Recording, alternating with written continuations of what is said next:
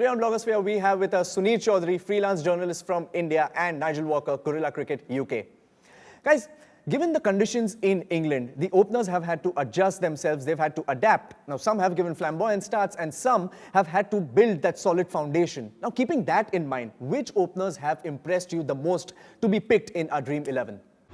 Well, there have been a few good performances from the batsmen at the top of the order. Dinushka Gunathilaka played that match-winning half-century after having just landed in England. Then there was Hashim Amla who scored that century, and I think Tamim Iqbal comes closest to being one of those best openers in the tournament with those couple of good innings against England and Australia before failing against New Zealand. But for the sheer consistency, I think I will go with Rohit Sharma and Shikhar Dhawan as the two best openers in the tournament. They've had two century-run stands, and their centuries have helped India pile on that score that is so needed of them. And there have been a few criticisms from a few quarters about the way they have paced their innings, but I think it's fine because it's a team strategy to let them give the team a solid start before the rest of the batsmen, the finishers, can take over.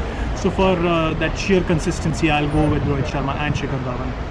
Absolutely. There's no doubt that the players you mentioned are phenomenally talented and have performed really well during the course of this tournament. But let me come to you, Nigel. Sunir picked Rohit Sharma and Shikhar Dhawan. Would you continue with his choice, or do you have some other names in mind? I think your man Sunir's got it dead on. I think Shikhar and Rohit have got a standout partnership here. Only Tamim scored any other runs at the top of the order. Luke Ronchi scored a quick 60 and was fantastic for one game, but was useless in the others. And Fahar from Pakistan has stepped up for the last two games for Pakistan, who started the tournament badly and just come on and whooped England. So, and he's had a job to do. But I think there is another point here. I don't think it is a question of scoring slowly. I think as the tournament's gone on and they're using used wickets, it's got harder and harder to score a real lick, and it's coming off the surface really slowly and not coming onto the bat. And India have a strategy. I think they want to keep wickets in hand, and they want to treat the game in two stages. You have the first 30 overs where if you can not lose more than 2 wickets and get a score 150, 160, which in these days is still not too bad, you know. It gives you a platform to launch. You've got some big heavy hitters up to number 7, and the flip side is that you have a slightly long tail, and so you don't want to get them in too early. So there has to be a certain amount of trepidation there. But I think that they are the standout partnership.